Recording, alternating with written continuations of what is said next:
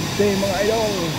So ngayon ay meron akong share sa inyo konting tips lang sa babalak dyan na mag-abroad, no?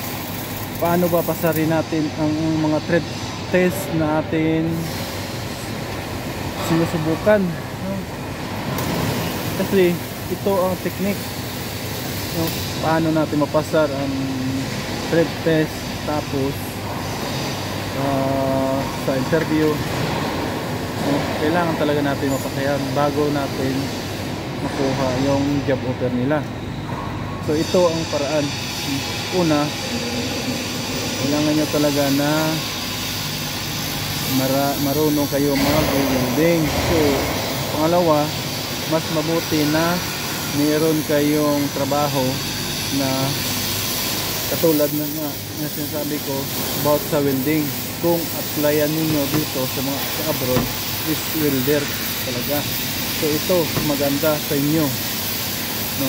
Kung nagtatrabaho kayo ngayon na updated, mas mabuti kasi yun ang hinahanap ng mga employer dito sa abroad, no? Yun ang susi kasi gusto nila yung updated ka sa trabaho na hinahanap nila, legit na. Tapos sa interview naman, ang gawin ninyo is ang technique dito para makuhaan nyo ang kanilang mga gusto, no?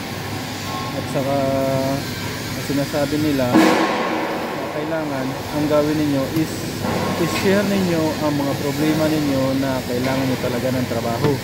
Yun ang dapat ninyong gawin para matap sila na makuha ninyo ang loob nila na talagang tatanggapin kayo, dahil yun ang paraan na desidido kayo na mag-apply sa kanilang company, no? Yun ang diskarte dyan.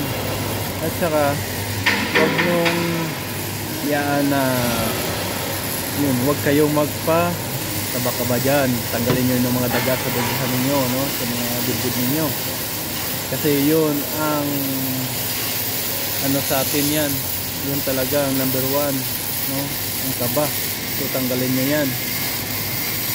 Yun lang muna ang aking share sa inyo dahil limited tayo sa oras. So yun, salamat dahil ito ay nakashare ko sa inyo kahit konti.